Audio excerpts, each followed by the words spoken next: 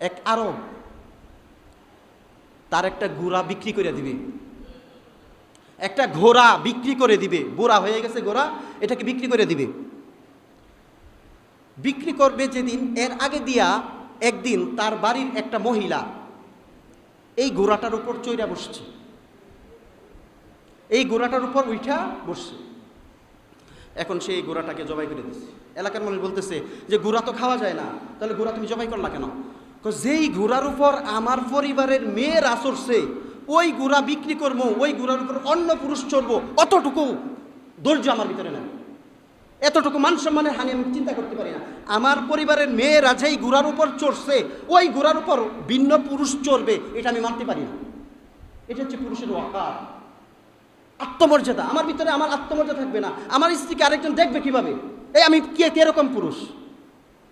এখন আপনাদের এলাকার মধ্যে কয়জন এরকম